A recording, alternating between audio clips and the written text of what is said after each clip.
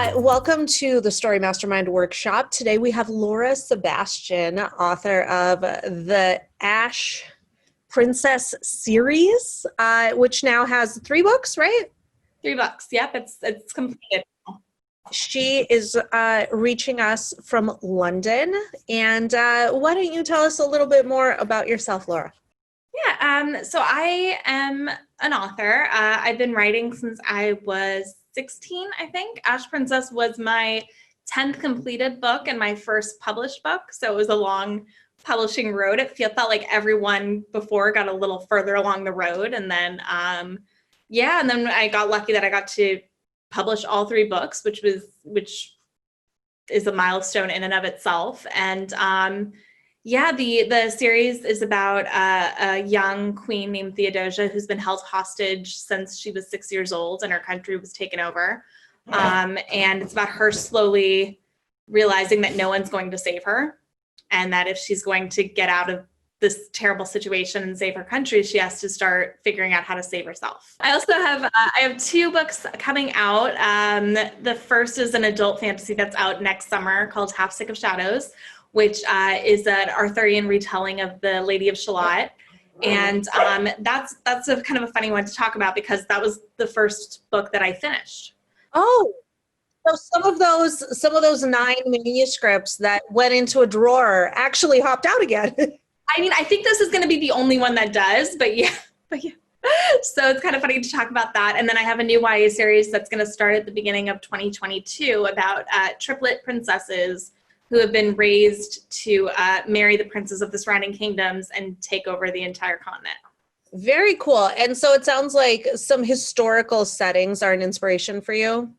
Yeah, oh, definitely. Ash Princess is very much ancient Greece and ancient Rome inspired, with Vikings thrown in for fun. The new YA series is a little bit more, it's a little mixed because I'm drawing from stories all through history, because that's kind of my go-to for inspiration.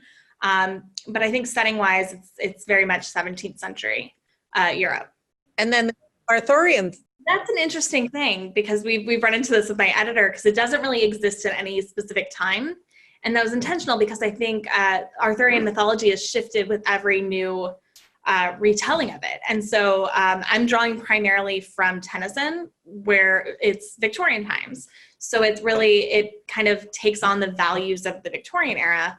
So it's a lot of that, but it's also, there's some modern touches, I think, to it too, that kind of make it relevant today as well.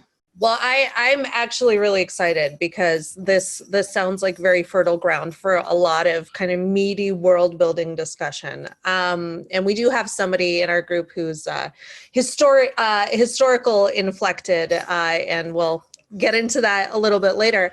But yeah, so let's kind of come down from above the big picture view. When you get an idea, is it the period that inspires you? Is it some legend? Is it some mythology? How do you sort of get within reach of your ideas? So for me, it always starts with character. I actually come from an acting background, so I've been acting since childhood. So, and my favorite thing to do with acting was always building the character. And so I always start off with motivation and trying to figure out what the character wants and what they're willing to take to get that. And that's usually where like the first seed of the story comes from. And so world building for me kind of fills in as I go along. I'm very much a pantser. I don't really plan anything as I go. Sorry, I just got the dog treats here to keep them occupied. So I very much plan things as I go, and as I go through the drafting phases. I like to think of it as painting. My first draft is very much a sketch. There's not a lot of world building detail in it. And it's as I go through for sequential drafts that I tend to add a little bit more definition and shading and color. And that's when it really, I think, comes to life. And I think that's a good way to avoid info dumping, because if you put it all in during the first draft, it tends to clump together. But I think if you do it a little bit at a time, it tends to be easier for the reader to digest as well.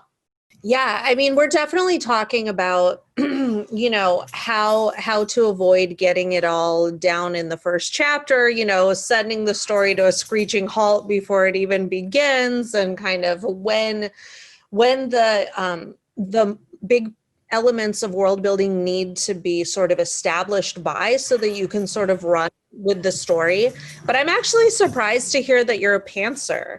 Um, Can you tell me more about how that works with something as logical and kind of, you know, that I tend to think of as like pre-thought out as world building? The fun thing, the thing I really, really like about pantsing is that it's very much playing the what if game, which I think it was a game my parents played with me when I was a kid. When I didn't understand the consequences of my actions, they like taught me to play the what if game, which says a lot about me as a child, that I did not naturally think of others. But yeah, so that tends to be what happens when I go through my drafting. I'll be like, oh, okay, so this seems to, I think with the magic system specifically, was, okay, so what does this world look like because these people have magic? How widespread is the magic? And what does that mean for the average person's day-to-day life? And so the more you ask those questions and the more you can answer them yourself, I think the more real the world starts to feel for you and for the reader. And so we ran into that a bit with my second book, because we had, the first book is very focused in one land that has magic. And so, as I said, it's very ancient Greece inspired. And then in the second book, they go to a different country where no one has magic. And so I had to start to think about how that world, even though they exist in the same time, how it would have progressed differently. And, you know, so the answer is that they have more scientific discoveries under their belts, because they haven't been able to rely on magic. So they've had to figure out ways, like the example I always use is one of the groups of people who have magic in the first country is a water-based magic, so they can summon and create and manipulate water. And so when I was thinking about how that would affect this country where there is no magic, it made sense that they would have figured out a way to have indoor plumbing, because they don't have that easy snap my fingers and water appears magic. They have to kind of figure out how to compensate for it. So I think it's about asking those questions and kind of brainstorming and figuring out how to answer them in the book. And so when you think about establishing rules like that, for example, you know, obviously one world, you can summon water. In another world, you need to, you know, work within the framework of realistic water.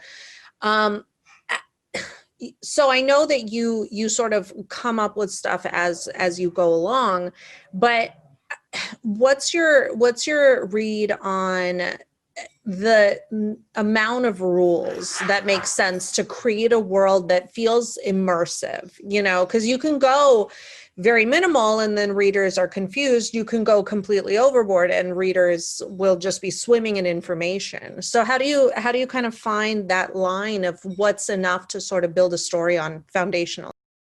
So I think that's something that that really comes in getting other people reading. Because I think that was something that really was a challenge for me. And as I mentioned, I wrote 9 books before this one. And I think the issue I always ran into was that I was not someone who is comfortable sharing my work with others. So I think it kind of stopped the progress in a lot of ways. So once I started getting other people reading it, and they could be like, oh, so this magic thing, you have a conflict here, like it doesn't make sense. Or I'm not getting enough of this, or I'm getting too much. And so I think that that's something that really comes from getting the opinions of people you trust. And do you ever go further into the story and then change the rules or bend the rules or reverse the rules? Yes. So that was something that it was really helpful. My editor really gave me very tight deadlines for my first book. And it was tough, but I'm really glad she did, because I had first drafts of all 3 books done before the first book came out. So I was able to kind of make some last minute changes and like make sure everything worked, which I think was pretty invaluable. Was it, so you knew it was going to be a trilogy right away? Was that, part of the sale that you were able to do that? Yeah, I mean, I was hoping. I think there's always that chance that it won't work out. And so my agent wanted to sell it as a series. And by that point, I think I was a little bit scarred from my previous attempts. And I was like, yeah, it'll be a series. Sure. I had to outline them very vaguely. So I think my proposal for the second book was like maybe a page, where I said I had like some idea of what would happen. And then I got to the third book and it was barely a paragraph. I was just like, they go places. Things happen to them. There's a battle and the end. And that was kind of all I really had. And luckily my editor trusted me with that. Because like I said, I'm really terrible at planning things. I think that is really, because we had a conversation with an author who was really strict into outlining. So it's really interesting to hear, the other perspective. Let me ask you this. So let's take a look at how you find your information and how you sort of cherry pick.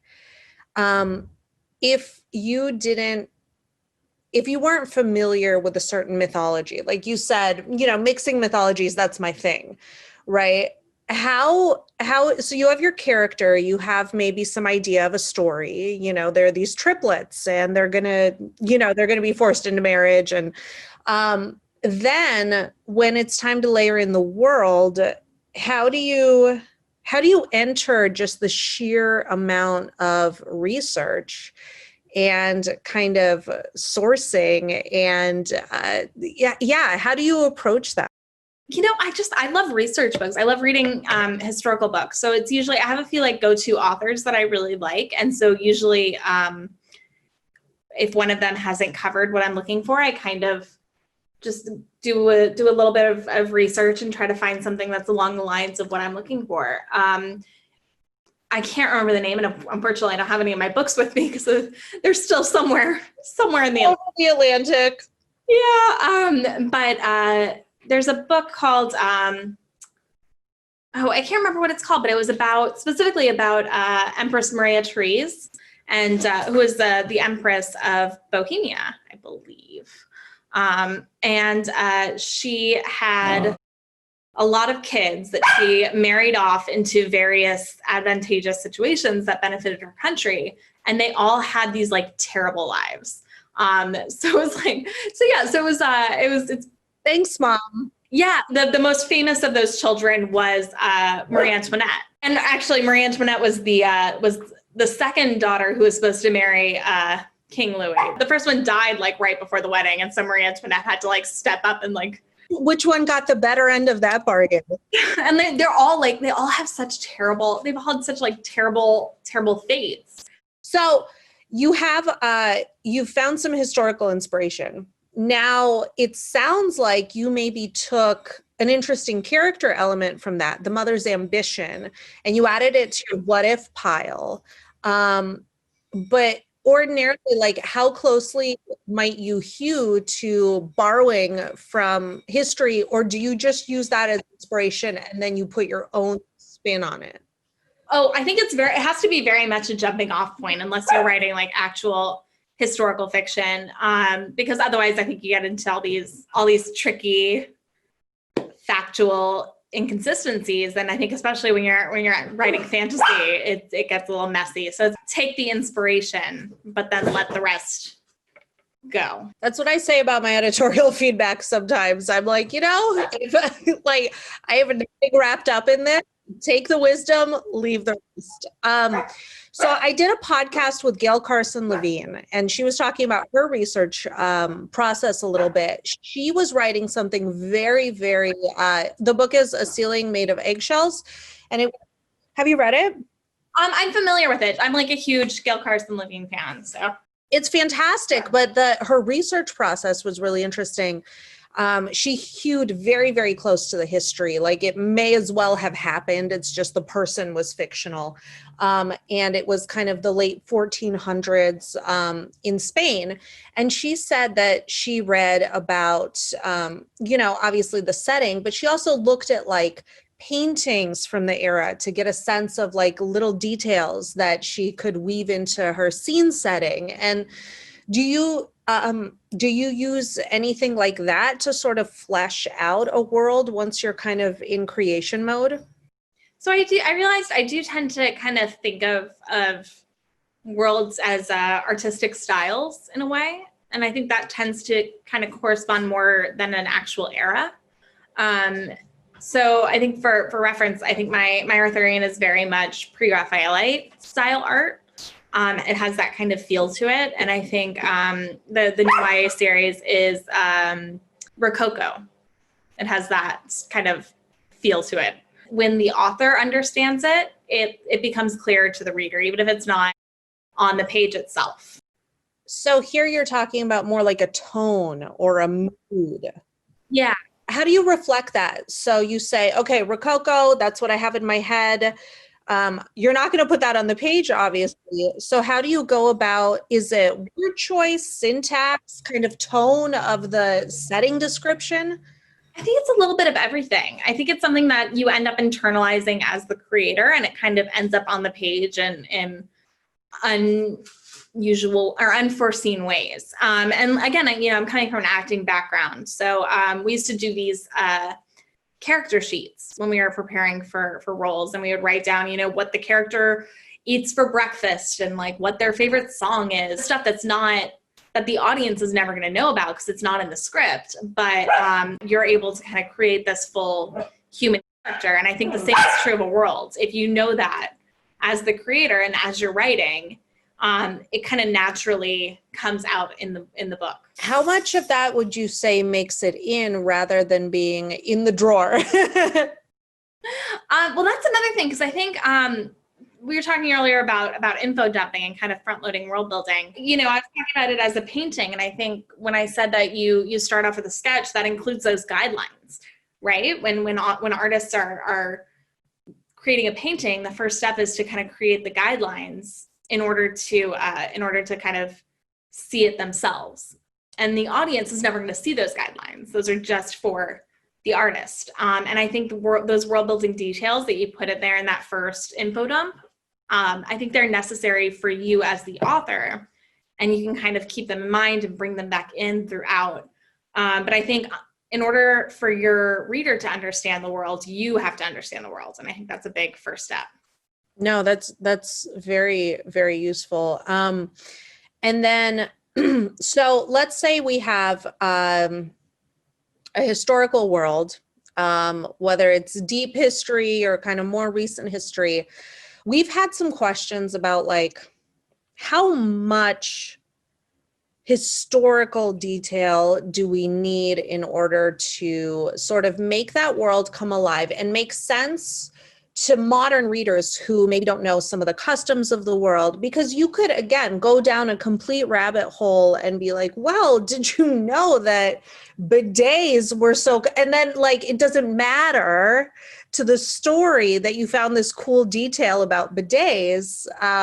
So kind of what is some information you consider to be kind of like on a need to understand basis in order to make a historical world relevant to modern readers? That's really tricky, because I think so much of it depends on the readers and on the author. And I think that no two authors are going to approach that the same way. And I think, if you go through the tunnel of like reading reviews, you'll see that a lot of them, even if you look at like a book that you love, you'll see some of them are like, oh, the world building was too dense. I couldn't get past this, I couldn't get into the world building. And then someone else will be like, I couldn't get enough of it. I wanted 10 more pages on the world building. And so I think you have to kind of know that you're never going to make everyone happy. And again, it just comes into getting opinions from readers you trust. So I've always said that it's better to sort of overwrite and then pare back rather than have a really skinny plot, a really skinny character development, or world building, because then at least you've done the work and it's just an issue of whether or not you keep it in. It's a lot easier to cut than it is to add. Exactly. So you find yourself sometimes overwriting maybe on some of the details and then just sort of, giving it a nice summer haircut. Exactly. Yeah. And would you say a world that's more familiar to us, whether it's recent historical or just, like a setting like London where people feel like they have a sense of the place, maybe needs less world building than a world that's totally foreign seeming? Yeah, it's interesting because I've definitely talked to friends of mine who write things like contemporary fiction. And there's this myth, I think, that contemporary fiction authors don't have to world build, but they also have to world build. Even if they're writing, the suburbs in middle America, a lot of people don't know what those suburbs look like. And so I think you have to kind of leave little breadcrumbs that kind of work for everyone, no matter what you're writing. But I think, it is a difference in creating a world from scratch than in kind of building into real world stuff. And yeah, I think, there's a reason contemporary books tend to be much, much, much shorter than fantasy. And a lot of that is world building. So you do have the freedom to kind of really dedicate time and space to that. And I think the readers, when they're picking up a fantasy book or science fiction book or historical book, they really know what they're getting into with that. They're prepared to kind of immerse themselves in that world. And so I think you do have that freedom. And to your point, I mean, the word counts tend to be longer. And we talked in another conversation about kind of reader expectations, that people aren't going to show up to a contemporary chick lit book with sort of the same mindset as they will to hard science fiction or high fantasy or kind of time travel or historical. Right.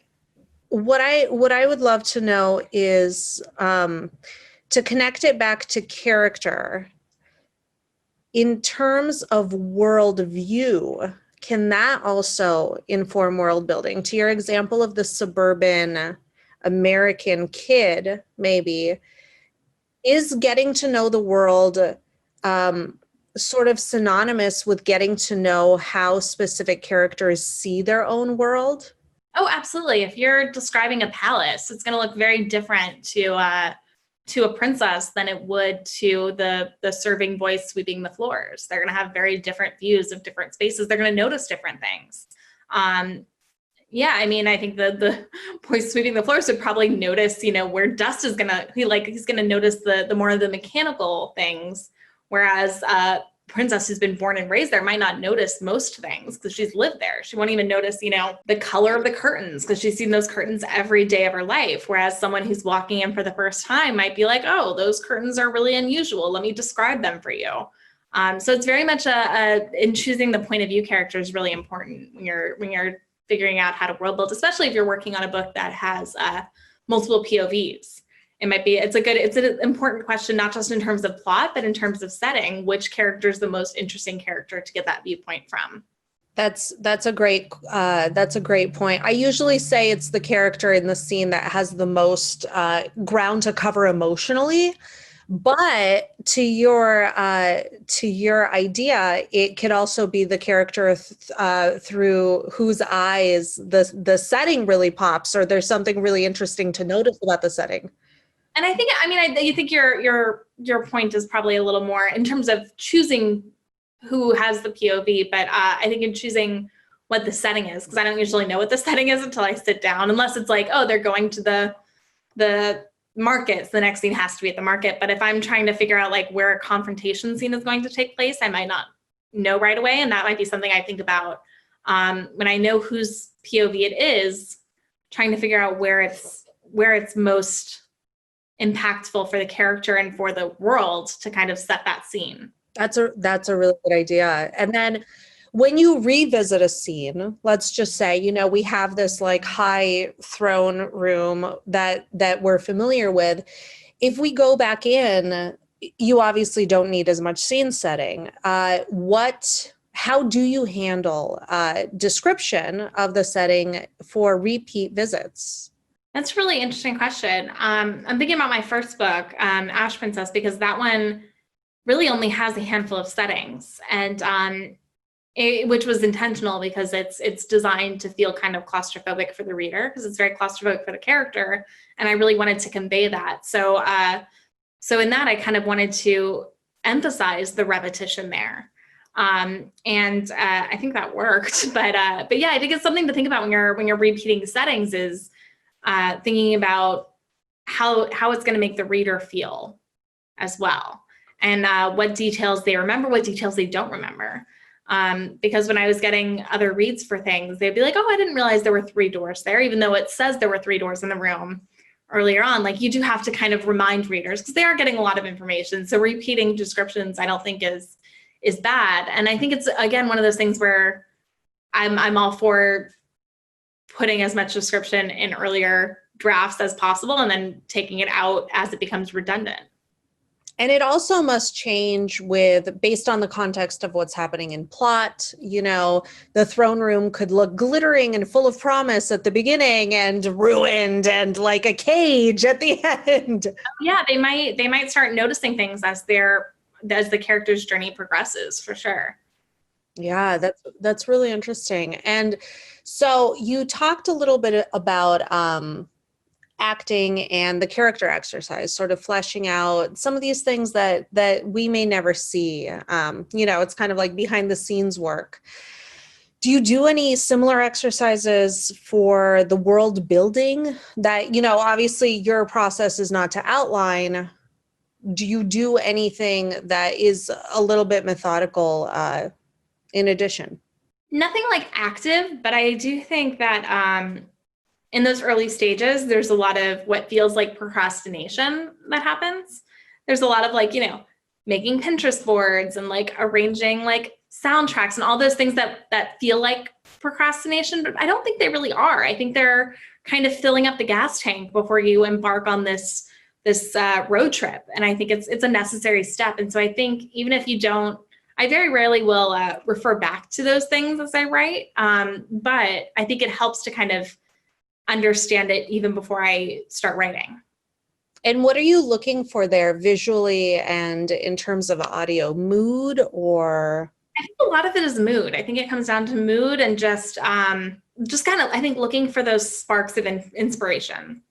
And I think you never really know where you're going to find them, but I think they come back to you at weird times too, where you're, you know, when you're in the middle of the book and you're working on this scene, and you might remember the feel of that song might come back to you, or you might remember that random dress that you saw on Instagram and think about that, on Instagram and think about that. Or you might, like, these things might come back in ways that you didn't quite expect. Yeah, a lot of the creative work is back brain, really. I mean, you never know, like I like this idea of kind of putting as much possible inside the system, because you can't like force an idea out. You can't just be like, oh, you know, and then like the perfect idea always comes to you. It's not, unfortunately, that reliable, but things that you end up collecting. So how long would you spend, how long would you say you spend kind of collecting? I think it depends on the book, really. I think, you know, as I mentioned with the Arthurian, I've been working on that off and on for 13 years now. So I think with that, it takes a lot longer than Ash Princess, which was, you know, I think I started writing that in the fall of 2015, and it came out in spring of 2018. So that was a much quicker turnaround.